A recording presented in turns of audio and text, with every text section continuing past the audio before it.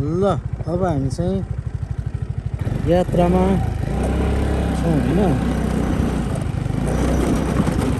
यो यात्रा गाँफेदेखि सिपुरसम्मको रहेको छ।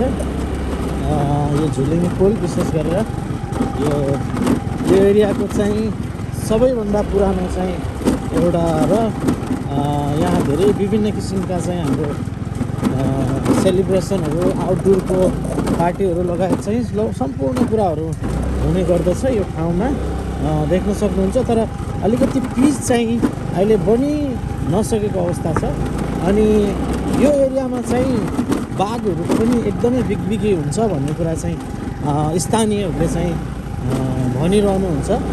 तसर्थ चाहिँ हामी यसमा केयरफुल साथ चाहिँ हामी अगाडि बढ्दैछौँ।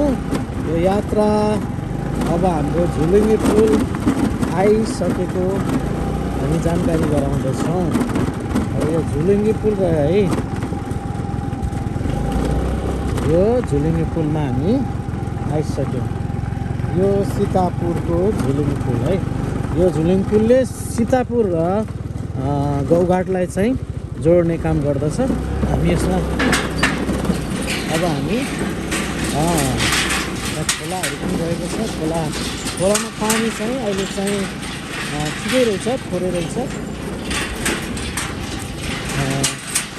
देख्न सक्नुहुन्छ है। यो रह्यो हाम्रो झुलिङ्गे पुल। झुलिङ्गे पुल अब यो क्षेत्रबाट चाहिँ बाँके चालु भयो है। यो झुलिङ